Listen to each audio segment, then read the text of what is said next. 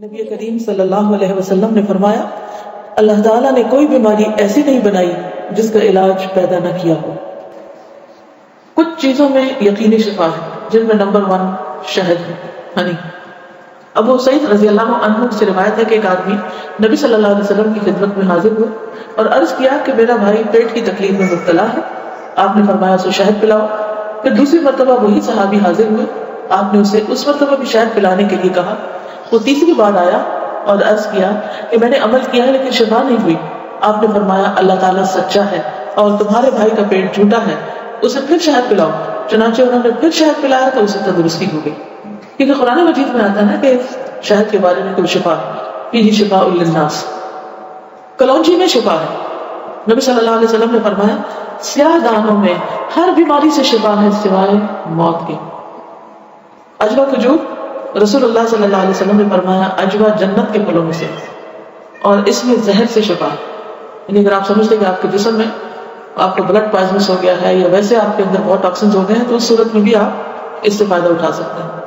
نبی صلی اللہ علیہ وسلم نے فرمایا جو شخص روزانہ چند اجوا کھجوریں کھا لیا کرے اسے اس دن رات تک زہر اور جادو نقصان نہیں پہنچا سکتا۔ بعض جگہ 7 کھجوروں کا ذکر اور بعض اس میں چند دانوں کا ذکر ہے۔ تو اگر افورڈ کر سکے تو 1 دانے روز کھا لیں، 3 کھا لیں، 5 کھا لیں، 7 کھا لیں۔ لیکن یہ ہے کہ ایسے شخص کو اگر کوئی زہر بھی دے یا اس کو کوئی جادو کی کوشش کرے تو اثر نہیں ہوگا۔ اسی طرح برنی کھجور کی قسم ہے۔ رسول اللہ صلی اللہ علیہ وسلم نے فرمایا سب سے بہترین کھجور برنی ہے، وہ بیماری کو دور کرتی ہے اور خود اس میں کوئی بیماری نہیں، یعنی شفا کا ذریعہ ہے۔ پھر زمزم۔ ابو جمرہ کہتے ہیں کہ میں ابن عباس رضی اللہ عنہ سے لوگوں کے بے قابو ہجوم کو دور رکھتا تھا۔ ابن عباس ایک اسکالر تھے، مفسر قرآن، تو لوگ ہجوم کر دیتے تھے ان پر، لیکن کچھ ایسا نہ جا سکا۔ بعد میں جب حاضر ہوا تو ابن عباس نے مجھ سے اتنے دن نہ آنے کی وجہ پوچھی۔ میں نے عرض کیا کہ مجھے بخار ہو گیا تھا۔ ابن عباس کہنے لگے کہ رسول اللہ صلی اللہ علیہ وسلم نے فرمایا بخار جہنم کی گرمی کے اثر سے ہوتا ہے، اس لیے اسے آب زمزم سے ٹھنڈا کیا کرو۔ یعنی بخار کے مریض کو آب زمزم پلائیں بھی، ہاتھوں کی پٹیاں بھی کریں، چھڑکاؤ بھی کریں، کسی بھی طریقے سے اس کو ٹھنڈا کریں زمزم کے ساتھ۔ پھر پانی سے علاج۔ نبی صلی اللہ علیہ وسلم نے فرمایا جب کسی کو بخار ہو جائے تو 3 رات سحری کے وقت اس پر ٹھنڈا پانی بہایا جائے، یعنی صبح ارلی مارننگ۔ اب یہ وقت آپ نے خود مقرر کیا ہے، اس لیے اس وقت کی پابندی کرنا مسنون طریقہ ہوگا۔ بعض اوقات لوگ خود سے خود ایسی چیزیں اپنے لیے لازم کر لیتے ہیں، وہ ٹھیک نہیں۔ پھر ہے گائے کا دودھ۔ عبداللہ سے روایت ہے کہ رسول اللہ صلی اللہ علیہ وسلم نے فرمایا اللہ تعالیٰ نے بڑھاپے کے علاوہ ہر بیماری کا علاج نازل کیا ہے، گائے کا دودھ لازمی طور پر استعمال کیا کرو کیونکہ یہ ہر قسم کا درخت چرتی ہے۔ یعنی جو جانور مختلف درخت چرتے ہیں پھر ان کے دودھ کے اندر اس کا اثر آ جاتا ہے، وہ ایک طرح سے ان کے دودھ میں بہت ساری میڈیسنز خود بخود شامل ہو جاتی ہیں۔ حجاموں کے ذریعے علاج۔ ابن عباس بیان کرتے ہیں نبی صلی اللہ علیہ وسلم نے فرمایا بہترین دن جس میں تمہیں سینگی لگوانی چاہیے وہ چاند کا 17واں، 19واں اور 21واں دن ہے۔ معراج کی رات فرشتوں کے جس گروہ کے پاس سے بھی میں گزرا اس نے یہی کہا اے محمد صلی اللہ علیہ وسلم سینگی لگوانے کا اہتمام ضرور کرنا، یعنی حجامہ ضرور کروانا۔ فرشتوں کی ہر جماعت نے آپ کو یہی مشورہ دیا۔ انس رضی اللہ عنہ کہتے ہیں کہ رسول اللہ صلی اللہ علیہ وسلم نے فرمایا جب تم میں سے کسی کا خون بھڑکنے لگے، یعنی بلڈ پریشر ہو جائے، بی پی ہائی ہو جائے، تو وہ سینگی لگوائے، کیونکہ خون کے جوش مارنے سے آدمی کی موت واقع ہو سکتی ہے۔ یعنی بعض اوقات بی پی کے ہائی ہونے سے انسان مر سکتا ہے۔ پھر کمبی کے پانی میں شفا۔ کمبی جو من کی ایک قسم ہے جس کو یہ کہتے ہیں مشرب، اور اس کا پانی آنکھ کی دوا ہے۔ عود ہندی میں شفا۔ ام قیس سے مروی ہے کہ میں اپنے ایک لڑکے کو لے کر حضور صلی اللہ علیہ وسلم کی خدمت میں حاضر ہوئی۔ میں نے اس کی ناک میں بتی ڈالی تھی، اس کا حلق دبایا تھا چونکہ اس کو گلے کی بیماری ہو گئی تھی۔ آپ نے فرمایا تم اپنے بچوں کو انگلی سے حلق دبا کر کیوں تکلیف دیتی ہو؟ یہ عود ہندی لو، اس میں 7 بیماریوں کی شفا ہے۔ ان میں سے ایک ذات الجنب، پسلی کا ورم یعنی کہ نمونیا۔ اگر حلق کی بیماری ہو تو اس کو ناک میں ڈالو، اگر ذات الجنب ہو تو حلق میں ڈالو۔ یعنی بعض چیزیں ناک کے راستے بھی ٹپکائی جا سکتی ہیں، بعض گلے میں ڈالی جا سکتی ہیں۔ جنگلی بکری کے گوشت میں شفا، ہنٹنگ کا جو گوشت ہے نا۔ انس بن مالک سے روایت ہے کہ رسول اللہ صلی اللہ علیہ وسلم نے فرمایا عرق النساء سے شفا حاصل کرنے کے لیے جنگلی بکری کے نام کے اوپر والے کمر سے متصل حصے کو پگھلایا جائے، پھر اسے 3 حصوں میں تقسیم کیا جائے اور مریض نہار منہ 3 دن یعنی ہر روز ایک حصہ پیے، یعنی اس کو سوپ بنایا جائے، پگھلایا جائے، مراد ہے کہ اس کو بالکل اس کو ملیدہ بنا دیا گیا. کون سے حصے کو؟ ران کے اوپر کے حصے. تلبینہ. عائشہ رضی اللہ تعالیٰ عنہ بیمار کے لیے اور میت کے سوگواروں کے لیے تلبینہ پکانے کا حکم دیتی تھی اور فرماتی تھی کہ میں نے رسول اللہ صلی اللہ علیہ وسلم سے سنا ہے کہ تلبینہ مریض کے دل کو سکون پہنچاتا ہے اور غم کو دور کرتا ہے. مہندی. سلمہ ام رافع جو رسول اللہ صلی اللہ علیہ وسلم کی آزاد کردہ باندی ہیں فرماتی ہیں کہ نبی صلی اللہ علیہ وسلم کو زخم ہوتا یا کانٹا چبھتا تو آپ اس جگہ مہندی لگا دیں. اور آخری بات یہ کہ پرہیز علاج سے بہتر ہے.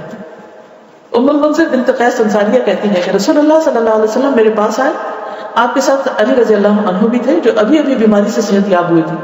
کچھ نیم پختہ کھجوریں جو پک گئی تھی لٹکی ہوئی تھی. رسول اللہ صلی اللہ علیہ وسلم نے ان کو کھانا شروع کر دیا اور علی بھی کھانے کے لیے کھڑے ہوئے. لیکن رسول اللہ صلی اللہ علیہ وسلم نے یہ کہہ کر منع فرمانا شروع کر دیا کہ رک جاؤ کیونکہ ابھی تک بیماری کی کمزوری باقی ہے. سو وہ رک گئے. میں نے جو اور چکندر کا ایک کھانا تیار کیا اور آپ کے پاس لے کر آئی. رسول اللہ صلی اللہ علیہ وسلم نے فرمایا علی یہ کھاؤ یہ تمہارے لیے زیادہ مفید ہے. یعنی بیمار کو کچھ چیزیں کھانی چاہیے اور کچھ نہیں کھانی چاہیے. تو اس لیے حکم کیا ہے کہ علاج کرتے رہو. اللہ نے کوئی بیماری ایسی نہیں رکھی جس کا علاج نہ رکھا ہو سوائے موت اور بڑھاپے کے. اسی طرح معالج کو دکھانا چاہیے.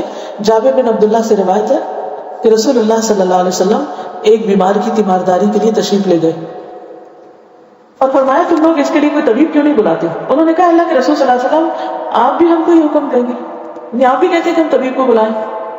آپ نے فرمایا اللہ تعالیٰ نے جو بیماری اتاری ہے اس کی دوا بھی نازل کی.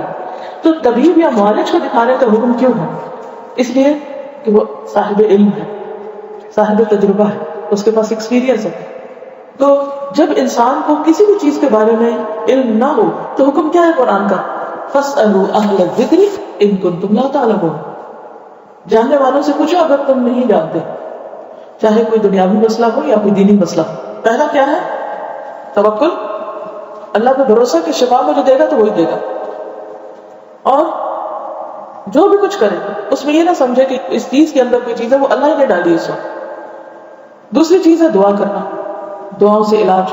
تیسری چیز صدقہ کرنا. کوئی بیماری آئے تو صدقہ کیا جائے. ہمارے عام طور پر کالے بکرے کا صدقہ کیا جاتا ہے، تو اس کے لیے ضروری نہیں آپ چاہے بکرے کا کریں، چاہے مرغی کا کریں، چاہے کسی چڑیا کا کریں، چاہے کوئی بھی صدقہ کریں، چاہے کھانے کی چیز کا کریں یا کوئی کپڑے کا یا کسی بھی شکل میں. حضرت حسن بصری سے روایت ہے کہ رسول اللہ صلی اللہ علیہ وسلم نے فرمایا داؤوا مرضاکم بالصدقہ، اپنے مریضوں کا علاج صدقہ کے ذریعے کیا کرو. یعنی آپ کو کوئی تکلیف ہوئی فوراً جا کے صدقہ نکال دو. تیسری چیز کتاب اللہ سے علاج، یعنی قرآن مجید شفا ہے. اور یہ کہاں سے پتہ چلتا ہے؟ خود قرآن مجید سے ہی پتہ چلتا ہے. وَنُنَزِّلُ مِنَ الْقُرْآنِ مَا هُوَ شِفَاءٌ وَرَحْمَةٌ لِّلْمُؤْمِنِينَ وَلَا يَزِيدُ الظَّالِمِينَ إِلَّا خَسَارًا. اور ہم قرآن میں جو کچھ نازل کرتے ہیں وہ مومنوں کے لیے تو شفا ہے اور رحمت ہے، مگر ظالموں کے خسارے میں ہی اضافہ کرتا ہے. تو قرآن مجید میں جو کچھ ہے وہ سارے کا سارا شفا ہے. لیکن یہ جو کسی پہ خود سے پابندی، خود ساختہ لگا دینی ہے نا کہ 300 بار پڑھو یا 1000 بار پڑھو یا رات کے وقت پڑھو یا صبح کے وقت پڑھو یا عشاء کے بعد پڑھو، وہ بعض اوقات لوگوں کو بلا وجہ کی مشقت میں مبتلا کرنا ہوتا ہے. اور نبی صلی اللہ علیہ وسلم کی سنت سے اس کا کوئی ثبوت نہیں کہ آپ نے صحابہ کو کوئی خاص نمبر بتایا ہو اور یہ کہا ہو کہ یہ اس وقت میں بیٹھ کے پڑھو یا اندھیرا کر کے پڑھو یا پانی کے کنارے پہ جا کے بیٹھ کے پڑھو. یہ پھر خود ساختہ پابندیاں ہو جاتی ہیں اور لوگ بھی ڈرنے لگتے ہیں کہ اگر یہ 41 دن نہ پڑھی یہ چیز تو کام نہیں ہونے کا. نہیں، اللہ تعالیٰ تو ایک دفعہ سے بھی سنتے ہیں لا الہ الا انت سبحانک انی کنت من الظالمین. اصل چیز ہے کہ اخلاص اور شوق کے ساتھ انسان پڑھے. صرف اس کو ایک رٹو طوطے کی طرح رٹتے رہتے ہیں، پڑھتے رہتے ہیں، نہ کوئی یقین ہوتا ہے، نہ کوئی روح ہوتی ہے اور نہ ہی کوئی سمجھ ہوتی ہے کہ کیا پڑھ رہے ہیں. یہ ٹھیک نہیں. اسی طرح غیر شرعی علاج سے بھی پرہیز کرنا چاہیے. قیس بن سکن اسدی کہتے ہیں عبداللہ بن مسعود نے اپنی بیوی کو دیکھا کہ اس نے خسرے کی بیماری کی وجہ سے تعویذ پہنا ہوا تھا. خسرہ کی بیماری مانی جو سارے جسم کے اوپر دانے آ جاتے ہیں. آپ نے اسے سختی سے کاٹا اور کہا کہ عبداللہ کی آل شرک سے بیزار ہے. ہم نے رسول اللہ صلی اللہ علیہ وسلم سے یہ بات بھی یاد کی ہے کہ بلا شبہ جھاڑ پھونک، تعویذ اور محبت کا جادو شرک ہے. یعنی کسی کو مسخر کرنے کے لیے جادو کرنا، کوئی ایسے ٹوٹکے کرنا، وہ بھی شرک میں آتا ہے. یعنی بعض خواتین ہوتی ہیں نا، وہ اپنے شوہر کا دل جیتنے کے لیے بابوں کے پاس چلی جاتی ہیں، وہاں سے کچھ عملیات کرواتی ہیں، تو یہ شرک میں آ جاتا ہے. اسی طرح کوئی چیز باندھ کے اسے گلے پہ لٹکا لینا یہ بھی درست نہیں، اس کو پڑھنا چاہیے. اور شرک یا دم جو ہے یہ سب کچھ شرک میں شامل ہو جاتا ہے. اسی طرح حرام ادویات بھی منع ہے. نبی صلی اللہ علیہ وسلم نے حرام ادویات کے استعمال سے منع فرمایا ہے. ابو ہریرہ سے روایت ہے سنن نبی داؤد. آپ نے فرمایا جس نے حرام چیز کے ساتھ علاج کیا اللہ تعالیٰ اس کے لیے اس میں شفا نہیں رکھے گا. یعنی حرام شفا نہیں دیتا، وہ مزید کسی بیماری کو بڑھانے کا ذریعہ بن جاتا ہے. آج کل آپ دیکھیں کہ کتنا زیادہ سائیڈ افیکٹس کے بارے میں آپ سنتے ہیں. تو بعض اوقات ایسی دوائیاں جو ایک مرض کو بظاہر کیور کرتی ہیں وہ اپنے ٹاکسنز اور جگہوں پر اتنے زیادہ پیدا کر دیتی ہیں کہ جس سے ایک مرض زیادہ ایک اور نکل آتا ہے جو مکمل شفا نہیں ہوتی. الکوہل سے علاج کرنا منع ہے. بعض لوگ کھانسی وانسی ان کو دیتے ہیں نا برانڈی اور کہتے ہیں بس ایک چمچہ بچے کو پلا دو تو ٹھیک ہو جائے گا. چاہے اس سے وہ ٹھیک ہو بظاہر، لیکن وہ مزید مرض پیدا کرنے والی، وہ شفا کا ذریعہ نہیں بلکہ بیماری. نبی صلی اللہ علیہ وسلم نے جو فرمایا کہ 3 چیزوں میں شفا ہے. اس میں ایک شربت اصل شہد پینا، اور دوسرا شرطت محجم یعنی اس کے کٹ میں وہ جو پجامہ والا کٹ لگاتا، اور تیسرا داغنا. تو میں تمہیں داغنے سے منع کرتا ہوں. 2 طریقے ٹھیک ہے، شربت اصل ٹھیک ہے، شرطت محجم ٹھیک ہے، لیکن داغنا ٹھیک ہے.